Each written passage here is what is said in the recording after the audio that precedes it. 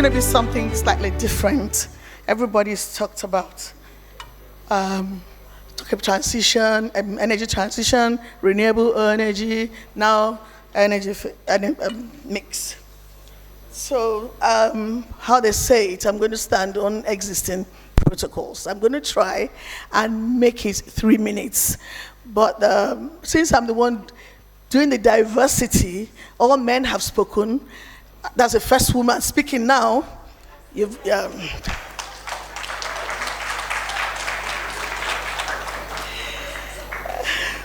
I'm truly honored to be here. Thank you, Mr. President, Mr. Chairman. But I'd also like to celebrate leadership and vision.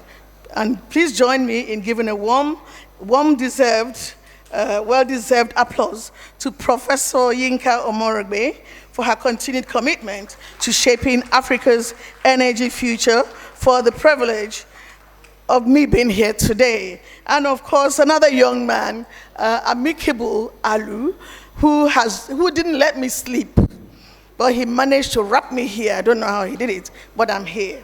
And now they're saying 3 minutes. Richie, I'm going to try. So we're gathered here to explore evolution of energy mix in Africa, the role of technology, economics, and public policy. And indeed, Africa is evolving. Across the continent and right here in Nigeria, we're witnessing a dynamic shift from oil and gas to renewables, from centralized grids to decentralized solutions, from legacy systems to innovative technologies. Nigeria, in particular, deserves recognition. Our nation has made deliberate strides through policy reforms, local content development, gas expansions initiatives, and increased investments in renewable energy. These efforts are not just shaping our energy mix, they're fueling industrialization, creating jobs, and strengthening economic resilience. But as we celebrate progress, we must also confront critical truth. You've got to bear with me. I'm a very strong advocate. An evolving energy mix without a safety-first mindset is a fragile future, because progress, no matter how advanced, becomes vulnerable when the people driving it are not adequately protected. Every turbine installed, every refinery upgraded, every solar farm commissioned is powered by human hands. And if those hands are exposed to preventable risks, then our progress is incomplete. As energy systems evolve, so do the risks. Renewable energy introduces new technologies, battery storage, grid integration systems, new installation processes. Gas expansion requires complex structure. Even traditional oil and gas operations are becoming more technological. Risk is not reducing, it is transforming. So I'm really putting this across today, that no matter what we do, we must approach safety. Okay, safety can no longer be seen as compliance requirements. It must be a strategic an investment. So Nigeria, we see, is already showing promising leadership in this space through local content policies. My company is Ngozi Limited, and what we do PPEs. And of course, our coveralls, flame retardant, are proudly made in Nigeria.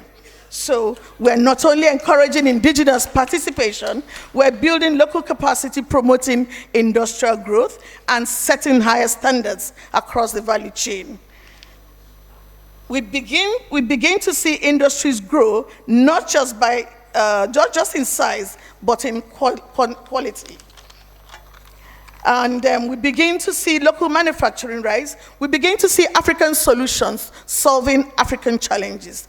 And most importantly, we begin to see future where growth does not come at the expense of human lives. So the question before us is not just how do we evolve energy mix. The real question is, how do we evolve it responsibly? How do we ensure that as we scale, we safeguard? As we innovate, we also protect As we industrialize, we also humanize our processes, because true progress is not just measured in output, it is measured in outcomes. And one of the most important outcomes is every worker goes home safe every day. Richie, I'm getting the award. So this is a kind of energy future we must build. One where safety is not an afterthought, but a foundation. One where policy does not just enable growth, but enforces protection. One where innovation does not just advance systems, but preserves lives. Nigeria is on a strong path. Africa is rising. But let us ensure that as we build this future, we build it on something that cannot fail: the protection of our people.